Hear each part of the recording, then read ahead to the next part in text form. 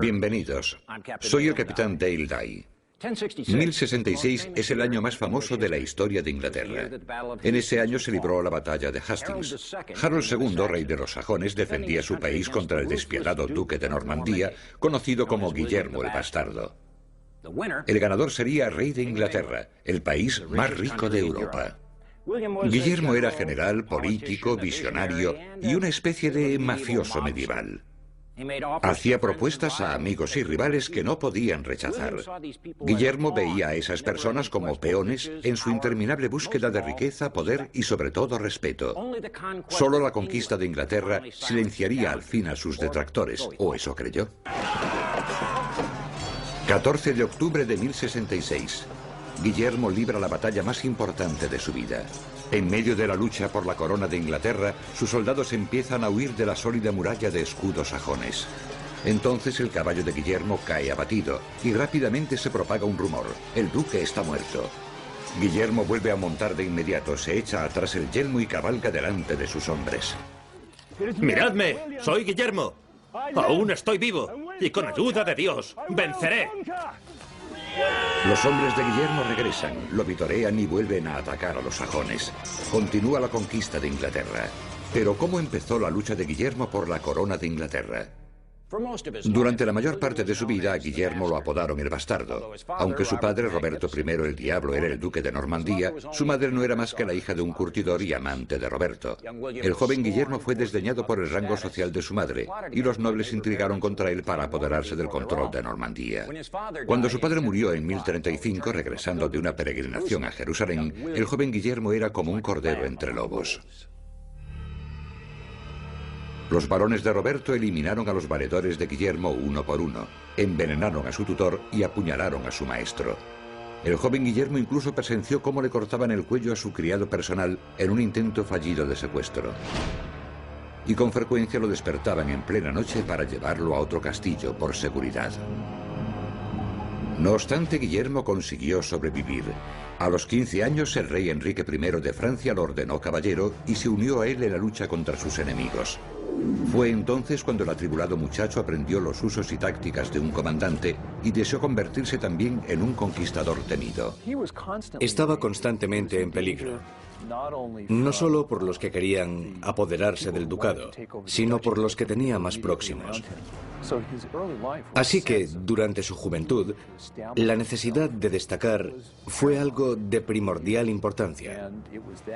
Y eso lo llevó a convertirse en un general tan enérgico. Cumplidos los 25 años, la ira de Guillermo se manifestó por primera vez. Guillermo estaba asediando Domfront en el año 1051 y durante la campaña una noche decidió marchar sobre la ciudad de Alençon para ver si podía conquistarla. Llegó allí por la mañana y vio que las puertas estaban cerradas y los defensores habían tendido pieles frescas sobre las almenas y se burlaban de Guillermo golpeando las pieles y gritando: «¡Pieles para el hijo de la curtidora! ¡Pieles para el hijo de la curtidora!». ¡Os arrepentiréis de esto! Enfurecido, Guillermo atacó con violencia la fortaleza y mató a todo el que se le interpuso. Reunieron 32 prisioneros, les cortaron las manos y los pies y les sacaron los ojos. Alençon se rindió pronto a Guillermo. Sus enemigos aprendieron a no hacer burla de su madre. Cuando regresó a Domfront, la noticia ya había llegado allí. Y se rindieron de inmediato, antes de que les hiciera lo mismo. Fue una valiosa experiencia para Guillermo. Era la primera vez que había aplicado un castigo tan severo, y su conclusión fue que con un acto tan despiadado conseguiría resultados antes que con un asedio prolongado. Siempre estaba luchando para conservar su poder dentro del ducado y para adquirir más. Una de las cosas importantes que tuvo que hacer fue domar a los nobles y caballeros de Normandía para que lo obedecieran, para que reconocieran su liderazgo y su poder. Y procuró conseguirlo por todos los medios. En parte lo logró batallando, en parte mediante lazos familiares y también entregando tierras. Guillermo instaló su capital en Caen con intención de controlar la parte occidental de Normandía, que se rebeló contra él cuando se convirtió en duque. Con ese fin construyó un fuerte sobre la roca donde está ahora el castillo. Ese fuerte se convertiría en el Palacio Ducal. Transcurrieron años de guerra entre sus vecinos antes de que Guillermo el Bastardo tuviese control total sobre su territorio, y entonces decidió expandir sus posesiones más allá de Normandía y al otro lado del mar. Inglaterra era uno de los países más ricos de Europa, también era uno de los más estables, y puede que fuese el país mejor gobernado de Europa. Inglaterra era un buen trofeo si podías conquistarla. Eduardo el Confesor, el rey sajón de Inglaterra, era primo lejano de Guillermo y había pasado mucho tiempo con él en Normandía. Guillermo declaró que le habían prometido la corona de Inglaterra para que no cayese en manos del rival de Eduardo, Godwin de Wessex. No obstante, Harold, hijo de Godwin, pronto se convirtió en comandante del ejército del rey Eduardo y su fiel aliado. Harold era un guerrero fiero y había mantenido a raya a los enemigos de Eduardo. En 1064, Harold llegó misteriosamente a la costa norte de Francia, y allí fue hecho prisionero por el conde Guy de Poitiers.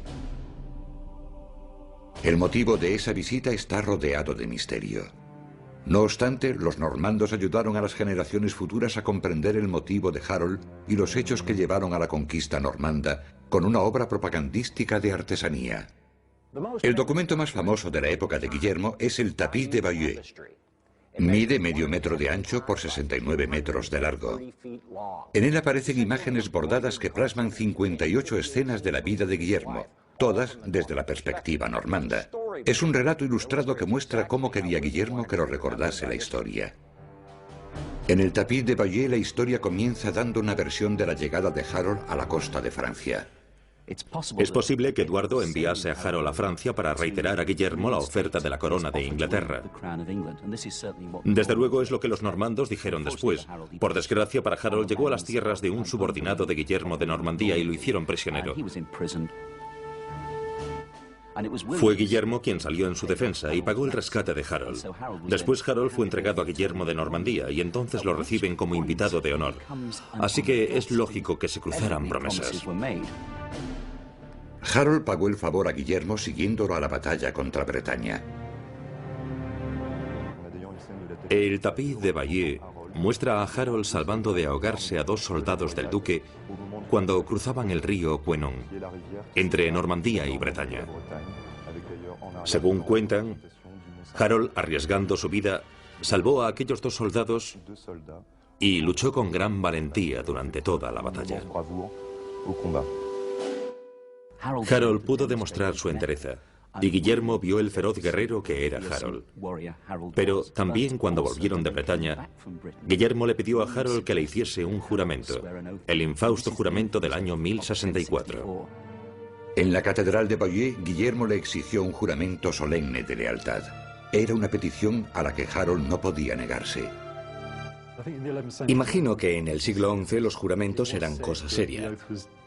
Según cuentan, el juramento se hizo sobre reliquias sagradas cubiertas con un paño, y al parecer después se retiró el paño y Harold se quedó horrorizado al ver sobre qué había jurado. El juramento de Harold se había hecho ante Dios, y fue una promesa que tendría graves consecuencias pasados unos años. Harold se marchó de Normandía y pronto olvidó su alianza con Guillermo. De inmediato empezó a luchar por conseguir el trono. Primero exilió a su hermano más joven, Tostig. No me dejas alternativa, lleváoslo. Esto es un insulto. Y después conquistó la lealtad de la cúpula militar del rey, los Huscarles. Después, el 5 de enero de 1066, Eduardo el Confesor, el rey sajón de Inglaterra, murió. A un lado del rey moribundo estaba el arzobispo de Canterbury y al otro estaba Harold. En determinado momento, al parecer, Eduardo tocó con su mano la de Harold y se interpretó como intención de confirmarlo como sucesor. Tal vez fue una recompensa por derrotar en batalla a los enemigos de Eduardo. Al no ser de estirpe real, Harold temía que otros le disputaran el trono y de inmediato hizo que el Consejo de Gobierno de Inglaterra lo coronase como rey. Se daban todos los ingredientes para una guerra. Guillermo se sintió engañado y traicionado, no solo por Eduardo, sino también por Harold, un hombre que le había jurado lealtad. 2 años después de prestar juramento a Guillermo y solo 3 meses después de ser coronado rey, una estrella de larga cola surcó el cielo. Posteriormente se le llamaría Cometa Halley. Se consideró mal presagio para Harold y provocó el pánico entre sus súbditos anglosajones. Para Guillermo fue la señal divina que había estado buscando. Había llegado el momento del ataque. Era el momento de conquistar Inglaterra. El 6 de enero de 1066, Harold Godwinson reclamó para sí el trono de Inglaterra, rompiendo su juramento sagrado de lealtad al duque Guillermo de Normandía. Cuando Guillermo recibió la noticia de que Harold había sido coronado rey de Inglaterra, al parecer iba a salir de caza, y su reacción fue abandonar la caza y regresar a su palacio. Se sumió en una actitud sombría y permaneció callado durante varias horas. Después volvió en sí, y uno de sus primeros actos fue convocar una reunión de los grandes nobles normandos y exponer el plan general para la invasión de Inglaterra. En 1066, Guillermo era el hombre más poderoso del reino de Francia y era plenamente consciente de su poder. Consiguió reunir más soldados y construir una flota mayor que el resto de los nobles. Por orden de Guillermo, todo varón normando debía realizar 40 días de servicio militar aportando sus armas y armadura. Sin embargo, Guillermo era lo bastante rico para reclutar mercenarios de otras regiones, que serían recompensados con parte de las tierras y las riquezas una vez ganada la batalla. En el puerto de Dives-sur-Mer, los normandos construyeron unos 700 barcos que llevarían a 8.000 hombres y 3.000 caballos de batalla para la proyectada invasión de Inglaterra. Con todo, no sería fácil conseguir una alianza. Los condes del norte de Europa consideraban que luchar contra el temible Harold en su propio terreno era un gran riesgo. El siguiente paso de Guillermo fue un golpe maestro. Pasó por encima de Harold y apeló directamente al Papa. Y logró obtener la bendición papal para su misión. Transformó su invasión en una cruzada. La importancia de esa bendición papal no debe ser menospreciada. El Papa Alejandro II se mostró encantado de enviar a Guillermo a destruir a la familia de Harold, que había prescindido del fiel arzobispo de Canterbury. Ahora el Vaticano vio la oportunidad de recuperar el control religioso en Inglaterra. Ahora los nobles que se oponían a la invasión podían unírsele porque iban a una guerra santa. Psicológicamente también transformó a los normandos en los elegidos por Dios. Así que a los gobernantes europeos les resultó muy difícil acudir en apoyo de Harold. Todo estaba preparado para la guerra entre los dos comandantes más temidos de Europa. Ambos ejércitos contaban con equipo y armamento muy similar. Todos vestían cota de malla, llevaban escudos de madera cubiertos de piel y usaban yelmos cónicos con protector nasal. No obstante, el armamento principal y las tácticas eran completamente distintos. El anglosajón típico de 1066 llevaba el pelo largo y bigote, pero no se trataba de hippies amantes de la paz, sino que más bien eran como los ángeles del infierno de Europa. Sus armas y tácticas provenían de la vieja escuela bélica escandinava. Harold tenía un cuerpo personal de guerreros denominados huscarles. Aunque por lo general iban a caballo a la batalla, al llegar desmontaban y peleaban a pie. Eran hombres muy disciplinados y no temían a nada. Eran como el cuerpo de marines de Harold. Una de sus armas era el hacha de mango largo, un arma grande y robusta, con mango de más de 1 metro y hoja de acero de 30 centímetros. Esto podía emplearse de varios modos. Podía servir para inmovilizar un escudo normando, para engancharlo y apartarlo y así asestar un golpe mortal, o para cortarle los tendones al normando y después asestarle el golpe mortal en el suelo. El resto del ejército de Harold estaba compuesto por los Fern, los milicianos de reserva. 1 de cada 5 varones se reclutaba para luchar. Los otros 4 proporcionaban una serie de armas, y una de las más populares era esta lanza de combate. Tenía una hoja de 20 centímetros, y estas alas características a cada lado que eran la clave de la eficacia del arma. La lanza podía emplearse para enganchar el escudo y apartarlo, para poder asestar un golpe mortal directamente en el pecho. También podía arrojarse con buen resultado a una distancia de 9 metros. Otra arma arrojadiza usada por los Fer era esta hacha de 10 centímetros, manejada con una mano, el mismo tipo de herramienta que era utilizada por cualquier campesino. Esto podía arrojarse y hundirse fácilmente en el centro del pecho de un adversario. En el ejército sajón no había muchos arqueros, pero sí muy buenos tiradores con honda. Esta arma bíblica, usada por un buen tirador, podía lanzar hasta 6 piedras pequeñas por minuto. No es que sea comparable a una ametralladora, pero podía ser mortífera si una de las piedras te daba en la cabeza. Si los sajones de Harold eran como los ángeles del infierno, los normandos de Guillermo eran como los skinhead. Se afeitaban la cabeza dejándose solo una porción de pelo delante. Siempre iban bien afeitados, lo cual les daba un aspecto más parecido a los militares de hoy. Los normandos empleaban armas y tácticas modernas. Montaban robustos caballos de batalla. Por tanto, el caballero normando era como el tanque de batalla del siglo XI. Los caballos eran también armas en sí mismos, ya que los adiestraban para derribar y pisotear a cualquiera que se resistiera al ataque. Además, contaban con otro recurso novedoso: el estribo.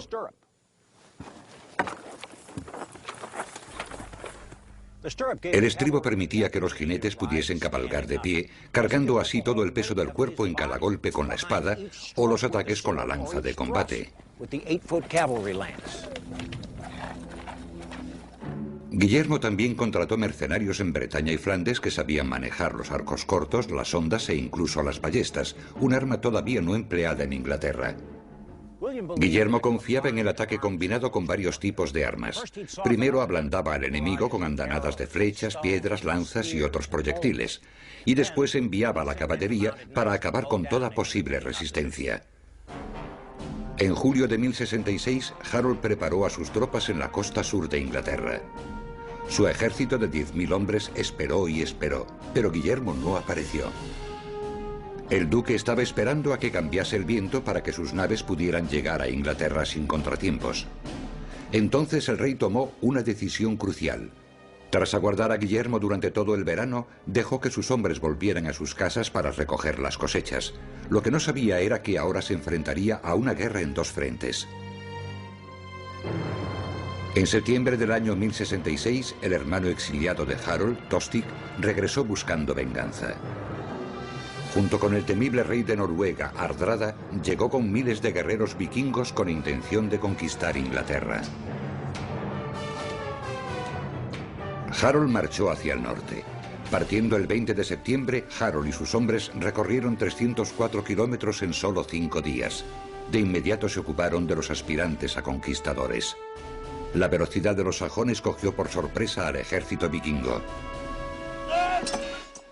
Fue una victoria increíble.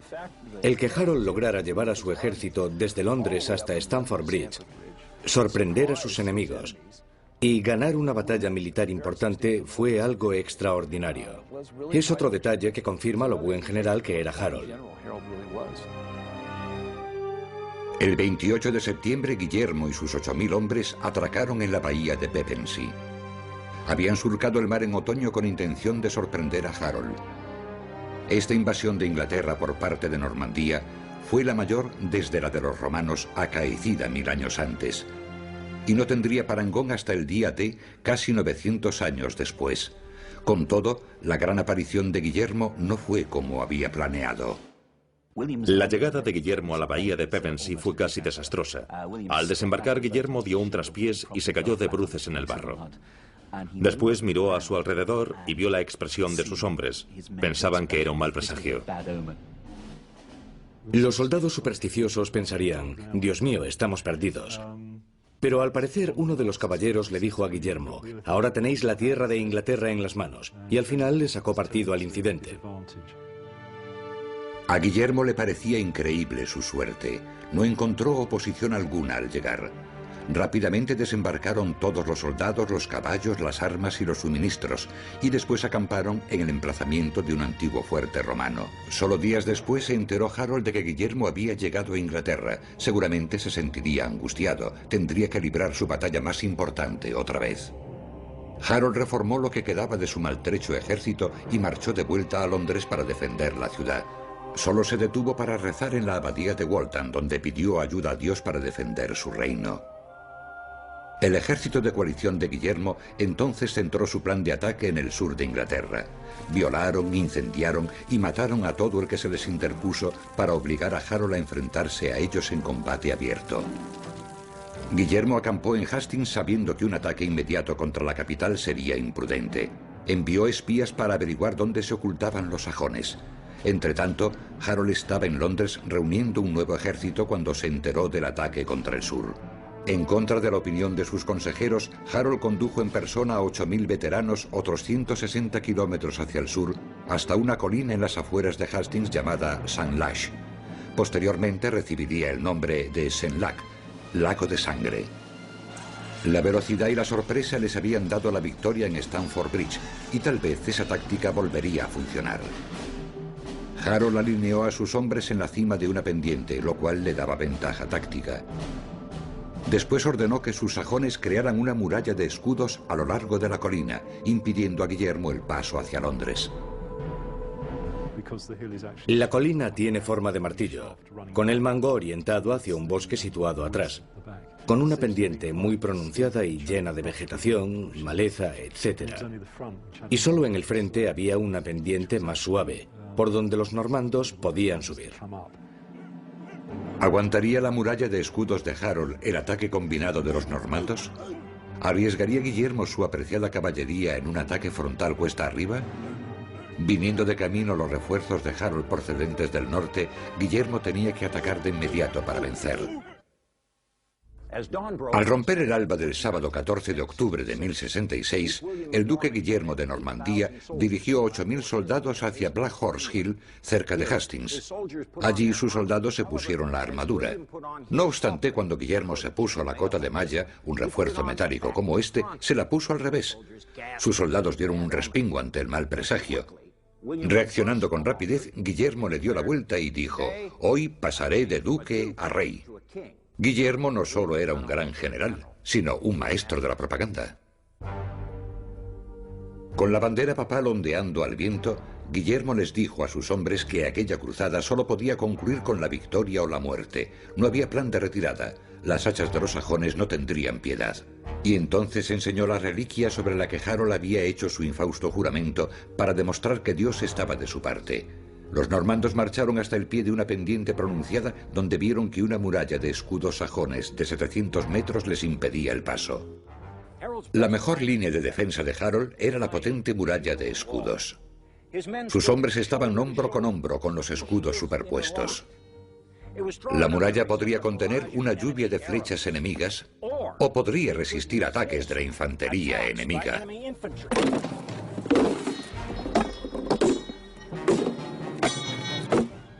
Por tanto, si los sajones eran disciplinados y aguantaban el tipo, esa muralla era prácticamente inexpugnable. Añadamos a eso lanzas asomando por los huecos de la muralla, y tendremos un obstáculo que ningún soldado normando desearía atacar, sobre todo después de correr cuesta arriba con cota de malla. El valor y la fortaleza de aquellos hombres era increíble. Guillermo distribuyó a sus hombres en 3 grupos. Las tropas de Bretaña estaban a su izquierda, Guillermo y sus normandos en el centro, y los franceses y flamencos en el flanco derecho. En cada división había arqueros delante, después la infantería con espadas y lanzas, y las unidades de élite, la caballería, detrás. El terreno era pantanoso, y la única opción de Guillermo sería un ataque frontal y cuesta arriba. La muralla de escudos sajones estaba a menos de 180 metros de su línea de vanguardia, y su objetivo, el rey Harold, a solo 270 metros, protegido por sus guardaespaldas personales, los huscarles. Harold debía de gozar de gran respeto, ya que había vencido a Hardrada, que en Inglaterra era probablemente más temido que Guillermo. En mi opinión, hasta el año 1066, Harold fue el mejor líder militar de la época. El ejército de Guillermo es uno de los más eficaces y de los más temidos.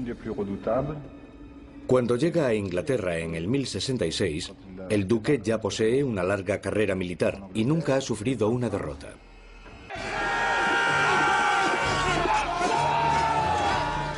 A las 9 de la mañana comienza la batalla de Hastings, con el sonido de los soldados cantando y golpeando sus escudos.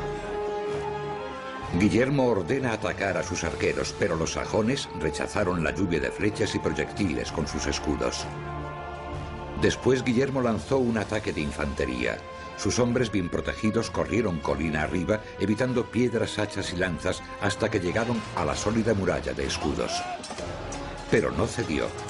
Los escudos sajones estaban tan prietos uno contra otro que ni siquiera los muertos podían caer. A través de la muralla las espadas y lanzas sajonas herían a los normandos, cuyos muertos rodaban ahora colina abajo hacia el duque. Entonces Guillermo ordenó que atacasen los caballeros. Ambos bandos habían estado esperando este momento. Fue el enfrentamiento entre las tácticas modernas de Europa y el estilo antiguo de combate escandinavo. Imaginemos lo que se les pasaría por la mente, porque probablemente nunca habían luchado contra hombres a caballo. Las tácticas usadas en el siglo XI se basaban más en el ataque en grupo con un comandante al frente, y se usaba la lanza arrojándola o acometiendo con ella. La caballería de Guillermo estaba agotada por el ataque cuesta arriba y las lanzas que los herían, y entonces se encontraron con una defensa impenetrable. Harold ordenó que sus hombres mantuviesen firme la muralla de escudos y que no avanzaran, confiando en que los hombres de Guillermo se cansaran, se quedaran sin flechas y fuera fácil vencerlos si llegaban los refuerzos sajones al día siguiente. Les asombró la variedad de objetos que les arrojaban desde detrás de la muralla de escudos. Mazas, hachas, cualquier cosa que tuviesen a mano se la lanzaban a los normandos. E incluso también a sus propios compañeros, porque si un normando lograba penetrar un poco en la muralla de escudos, tiraban de él, lo mataban y después arrojaban su cadáver contra sus compañeros al grito de ¡fuera, fuera! A mediodía, después de 3 agotadoras horas de combate, la muralla de escudos seguía firme. Montones de hombres muertos impedían el paso a la caballería de Guillermo. Los bretones se hartaron y empezaron a retirarse colina abajo. Eso dejó peligrosamente expuesto el flanco izquierdo de Guillermo y a su vez provocó el pánico entre los normandos, que huyeron de inmediato. Desobedeciendo a Harold, varios centenares de sajones rompieron la formación y persiguieron al enemigo en busca de gloria. De repente se propagó un rumor, que Guillermo había caído muerto. Los normandos habían visto caer a su caballo y empezaron a pensar que quizás también iban a morir. Guillermo encontró otro caballo, volvió a montar, cabalgó y se echó atrás el yelmo para demostrar a sus hombres que aún estaba vivo. ¡Miradme bien, normandos! ¡Soy yo, Guillermo! ¡Aún estoy vivo! ¡Y con ayuda de Dios, venceré! ¡Sí! Después atravesó el campo con un grupo de caballeros para detener el avance de los sajones. En una pequeña loma se produjo una matanza y aquel momento fue crucial en la batalla. La crisis de Guillermo había pasado y ahora halló un modo de llegar hasta Harold. Según dicen los cronistas, Guillermo organizó varias retiradas falsas. Sus soldados atacaron el frente sajón 2 veces y en ambas ocasiones se retiraron. Los impacientes sajones los persiguieron, pero acabaron rodeados y los mataron. Harold estaba furioso. Ahora había perdido 1/3 de sus hombres y estaba perdiendo el control del resto. A las 4 de la tarde la luz diurna comenzaba a menguar. Cuando se hiciese de noche, Guillermo estaría en franca desventaja. Tenía que ganar la batalla, así que lanzó todo lo que tenía contra la muralla sajona. Hay quien dice que Guillermo entonces cambió de táctica. Ordenó que sus arqueros dispararan a gran altura para traspasar la muralla de escudos. Eso provocó el pánico entre las filas sajonas. Los 2 hermanos de Harold cayeron muertos por impacto de flechas. Fue una táctica inteligente por parte de Guillermo. Sus soldados cargaron de nuevo y pudieron atacar en torno a los extremos de la muralla de escudos ya más corta. También penetraron por el medio hacia el rey Harold. Guillermo presintió que la victoria estaba cerca, pero tenía que matar a Harold antes de poder ser rey y declararse conquistador de Inglaterra. Tras casi 8 horas, la batalla de Hastings estaba alcanzando su punto culminante. Guillermo se había quedado sin caballo 3 veces y un hacha sajona le había mellado el yelmo. A las 4 de la tarde, los normandos habían penetrado la muralla de escudos sajones.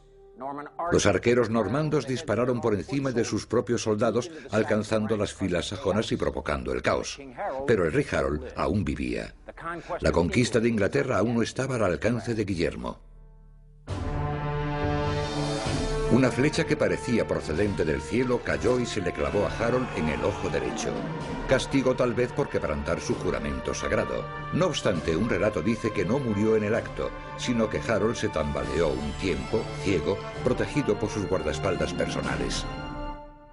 Guillermo miró hacia la cima de la colina y vio allí a Harold. Y claro está, sabía que si Harold estaba vivo, la victoria no era suya. Así que envió a un comando de 4 hombres caballeros con el objetivo de matar a Harold. Había unos 20 caballeros normandos luchando con los huscarles, así que los 4 caballeros aprovecharon la confusión para traspasar sus filas y después matar a Harold. Otro de los caballeros le cortó la cabeza, otro más le abrió el vientre, y el 4.º caballero le cortó una pierna. Ahora bien, lo de cortarle la pierna pudo haber sido un eufemismo para evitar decir que en realidad había castrado a Harold. Algunos de los hombres de Harold corrieron a ocultarse en el bosque al atardecer. Guillermo envió 50 hombres tras ellos y acabaron con los últimos focos de resistencia.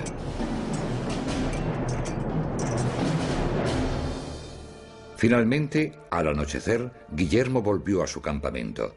Iba fijándose en los miles de cadáveres a su paso, pero había uno que le interesaba mucho.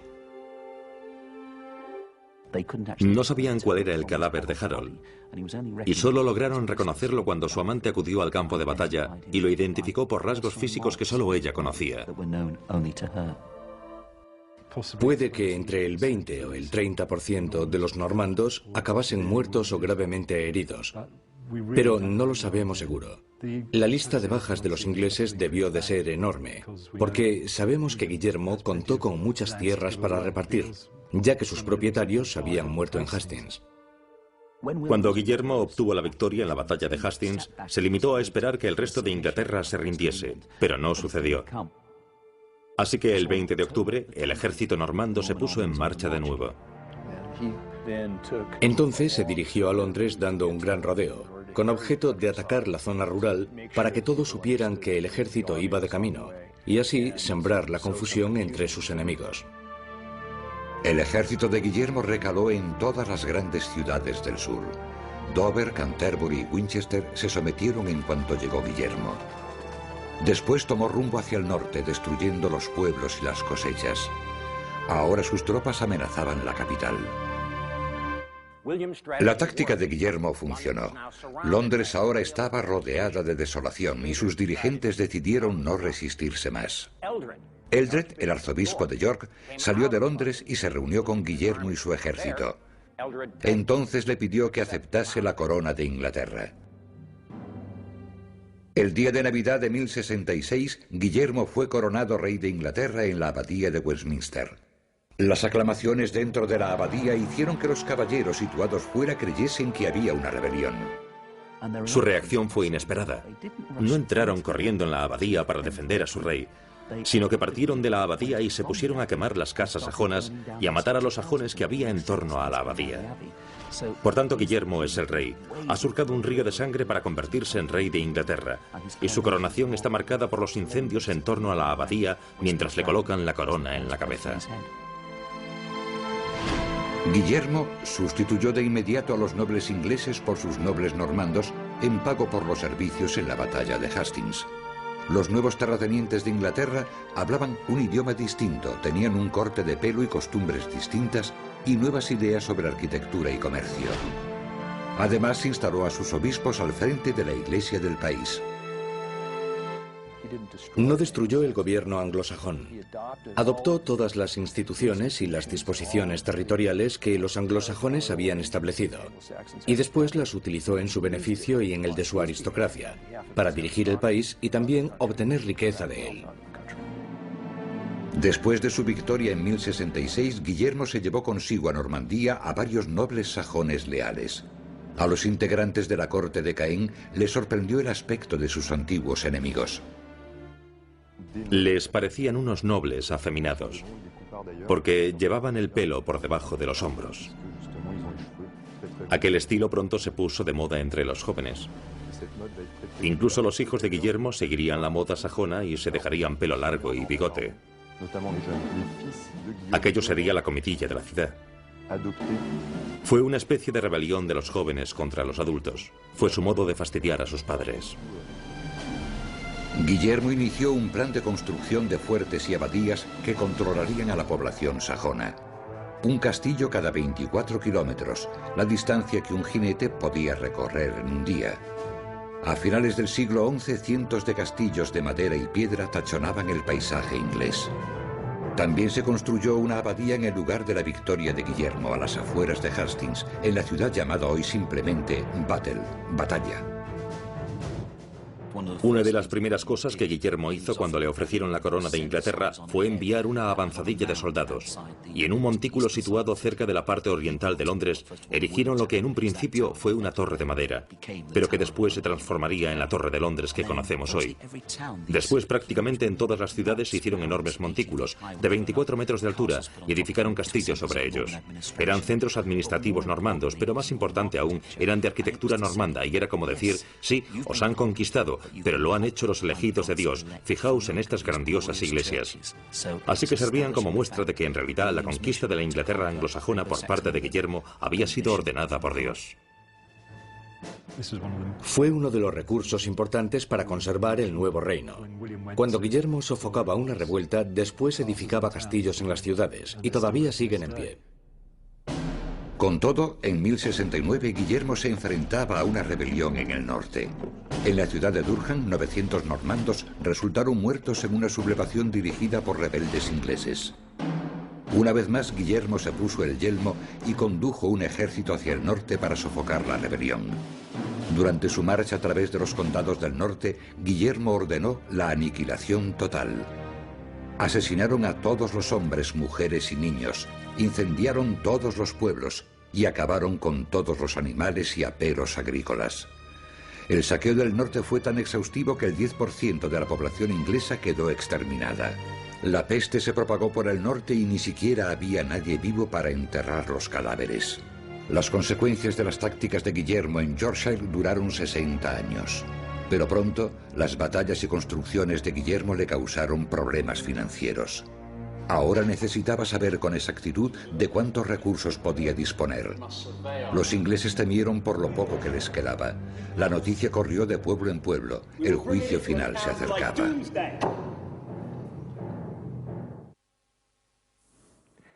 Guillermo había gastado mucho dinero en defender su reino, en construir castillos y en sobornar enemigos. Tras conquistar Inglaterra, también pasó a ser la presa más codiciada de Europa. Era hora de comprobar sus recursos. Ordenó hacer un balance de todas las propiedades de Inglaterra que pudiesen gravarse con impuestos para costear su ejército. Ese balance se llamó Libro del Juicio Final. 20 años después de la conquista, se enviaron delegados reales a los 13.418 núcleos habitados. Anotaron quién poseía qué antes de la conquista, después de ella y ahora, en la primavera de 1086. Se dijo que no quedó piel ni hectárea de terreno, ni tampoco buey, vaca ni cerdo sin contabilizar. También puso de relieve el alcance de los saqueos y atrocidades de Guillermo en todo el país. El libro del juicio final refleja la despoblación de aldeas y que grandes extensiones de terreno que antes de ser arrasadas habían estado cultivadas, ahora estaban baldías. La economía del norte había retrocedido unos 80 años, pero desde el punto de vista de Guillermo, lo que había conseguido era eliminar posibles rebeliones. El balance se hizo con increíble velocidad. En solo 6 meses se habían contabilizado todos los recursos del país. Guillermo utilizó la información incluida en el libro del juicio final para establecer nuevos impuestos y mejorar su economía. Es un documento impresionante y para los historiadores tiene un valor incalculable. Nos es de mucha utilidad porque nos da mucha información sobre lo que sucedía en Inglaterra por entonces. En la vejez, Guillermo tuvo que preocuparse de un nuevo problema: su peso. El que estuviese tan gordo se convirtió en un chiste y a veces le tomaban el pelo por ello. Incluso muchos decían que parecía que estaba embarazado. Así que, según parece, Guillermo decidió hacer algo al respecto. Cuando iba camino a lo que en el siglo XI equivaldría a un centro de salud, decidió aplicar un castigo por una invasión francesa. En julio de 1087, Guillermo arrasó la ciudad de Mantes en la frontera de Francia. No obstante, mientras cabalgaba a través del fuego, su caballo frenó bruscamente para evitar unas pavesas ardientes. Guillermo se golpeó contra la perilla de la silla y le reventó los intestinos. La hemorragia interna le provocó peritonitis. Durante las 6 semanas siguientes, el pus le fue inundando los intestinos mientras agonizaba lentamente. En su lecho de muerte, Guillermo dividió su reino entre sus hijos. A Roberto le dejó Normandía e Inglaterra fue para Guillermo Rufus. Se dice que en su lecho de muerte, Guillermo sintió grandes remordimientos por la conquista que había realizado y por su vida de guerrero. Repasó su vida. Vio que siempre había estado en guerra, que había luchado toda su vida y que había derramado mucha sangre y causado sufrimiento.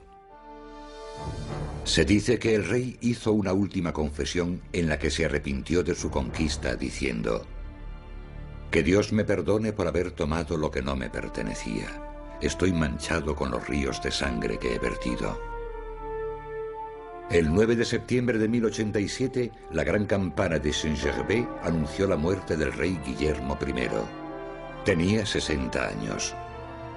Los presentes se apoderaron de todo el oro, las armas, los muebles, las ropas y vaciaron el castillo, dejando al antes temido conquistador sin nada, desnudo y solo. Un caballero que se compadeció de él llevó su cadáver a la iglesia de Saint-Étienne de Caen para hacerle un funeral real. Debido a la peritonitis, el cadáver estaba hinchado de forma exagerada. Durante el funeral se produjo un pequeño incendio.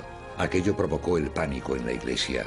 La temperatura aumentó y, añadido eso a los intestinos llenos de pus del rey, hicieron que el cadáver explotara cuando lo metieron en un pequeño sarcófago de piedra. El pus salió despedido y salpicó las paredes. El hedor era tan nauseabundo que, según cuentan, el incienso no lograba mitigarlo. Y ahí está aquel hombre tan poderoso que ha acabado su vida desnudo y en el suelo, y ahora en su funeral su cadáver ha explotado. El hedor inunda el aire, y muchos de los asistentes corren hacia la puerta tapándose la nariz con las manos. Fue un final deshonroso para el hombre más poderoso de Europa. Hoy solo esta lápida en la iglesia de Saint-Étienne de Caen marca el lugar de descanso eterno de ese hijo de Normandía. Según cuenta una leyenda del lugar, los restos del rey Harold II, a quien Guillermo había matado en la batalla de Hastings, se llevaron a la abadía de Wathan a las afueras de Londres. Una pequeña lápida solitaria es todo lo que recuerda a Inglaterra su último rey sajón. Al observar el paisaje de Inglaterra, los grandes castillos de piedra, las grandes catedrales, se ve la herencia normanda. Y en el idioma también, porque se incorporaron palabras francesas al idioma y aún se conservan hoy en día. Creo que Guillermo fue un oportunista que en el año 1066 hizo una apuesta, y con esa apuesta cambió el curso de la historia. Guillermo el Conquistador es recordado por su conquista de Inglaterra. Muchos gobernantes posteriores desearon poder hacer lo mismo, Felipe II de Francia, Napoleón o Hitler. Pero Guillermo fue el único que logró cruzar el canal, gobernar Inglaterra durante un largo periodo de tiempo e imponer sus leyes a los británicos.